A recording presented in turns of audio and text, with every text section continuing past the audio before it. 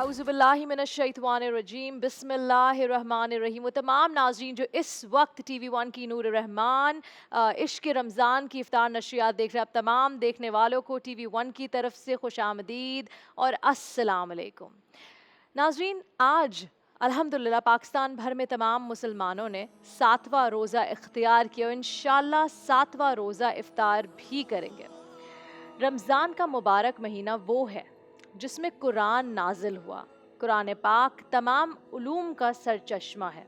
कुरान हकीम के नुज़ूल का आगाज़ जिस लफ्ज़ से हुआ वो इकरा है, यानी पढ़ो।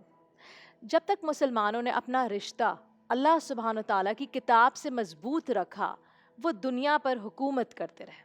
हर शोबे में उनका नाम सबसे पहले आता था। केमिस्ट्री की बात करें तो फादर ऑफ केमिस्ट्री एक मुसलमान था, जाबिर बिन हयान।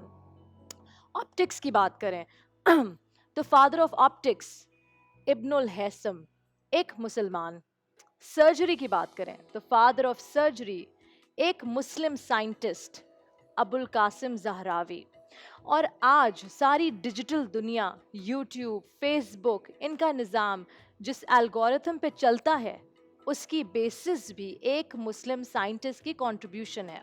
और ये लफ्ज़ भी उन्हीं के नाम की इंग्लिश शक्ल है, अल ख्वारिज़मी, जिनका मैथ्स की फील्ड में कंट्रीब्यूशन है, आज तक दुनिया को तरक्की में मदद दे रहा है। इसकी वजह इल्म से वो ताल्लुक़ था जिसके लिए रसूल अकरम सल्लल्लाहु अलैहि वसल्लम ने इरशाद फरमाया, इल्म हासिल करो पैदाइश से लेकर मौत तक, यानी पूरी ज़िंदगी इल्म हासिल करने और सीखने में गुजरनी चाहिए।